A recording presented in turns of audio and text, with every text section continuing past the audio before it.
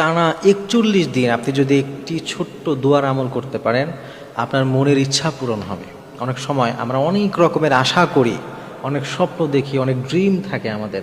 তো আপনি যদি চান যে সেটা পূরণ হোক, আপনি টানা ৪১ দিন সহজ একটি আমল করবেন, ইনশাআল্লাহ তাআলা আল্লাহ তাআলা আপনার এই মনের আশা পূরণ করবে। আপনি মনে রাখবেন প্রিয় ভাই, আপনি যতই কিছুই করেন না কেন, আল্লাহ যদি কবুল না করে, আপনার মনের বাসনা কখনো পূরণ হবে না। কারণ সব কিছুর ক্ষমতা একমাত্র আল্লাহর।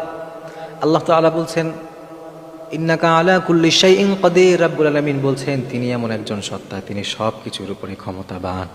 আর ওই আল্লাহ যদি চান কেবলে আপনি সফল হতে পারেন, আর ওই আল্লাহ তাআলা যদি তৌফিক না দেন, আপনি যতই চেষ্টা করেন না কেন, আপনি কখনোই সফল হতে পারবেন না। এজন্যে আপনার সব থেকে বড় কাজ হবে আল্লাহর কাছ থেকে সন্তুষ্টি নিয়ে আপনার স্বপ্নটা বাস্তবায়ন করার জন্য তৌফিক চেয়ে নেওয়া। এই জন্য আপনি যেই কাজটি করবেন, ১ নম্বরে যদি ৪১টা দিন মাত্র আপনি আমল করতে পারেন, ইনশাআল্লাহ তাআলা আল্লাহ আপনার ওই স্বপ্ন পূরণ করবেন। তবে মনে রাখতে হবে প্রিয় ভাইয়েরা, আপনার ওই স্বপ্নটা হালাল হতে হবে। আপনি যদি কোনো হারাম স্বপ্ন দেখেন, আপনার নিয়তের মধ্যে যদি কোনো হারাম থেকে থাকে, আপনি যতই এই আমল করেন কবুল তো হবে না। উল্টা হারাম কোনো স্বপ্ন বাস্তবায়নের জন্যে যারা আল্লাহর নামের আমল করবে, তাদের ঈমানটাই রাখা দায় হয়ে যাবে।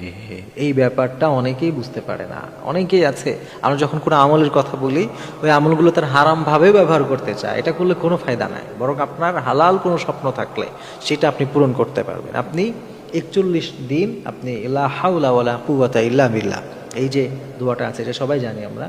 এইটা প্রত্যেক দিন এশার নামাজের পরে প্রথমে ৩ বার দুরূদ শরীফ পড়বেন, এরপরে লা হাওলা ওয়ালা কুওয়াতা ইল্লা বিল্লাহ ৪৯৯ বার পড়বেন। লা হাওলা ওয়ালা কুওয়াতা ইল্লা বিল্লাহ ৪৯৯ বার, এরপরে আবার ৩ বার দুরূদ। প্রত্যেক দিন ইশার পরে ৪১ দিন আপনি এই আমল করবেন। আর আপনার মনের যে আশা, ওইটা আল্লাহর কাছে কল্পনায় বলতে থাকবেন, দোয়া করতে থাকবেন। ইনশাআল্লাহ তাআলা আপনি দেখবেন আগামী ৪১ দিনের মধ্যে ইনশাআল্লাহ তাআলা আল্লাহ আপনার সেই স্বপ্ন পূরণ করবেন।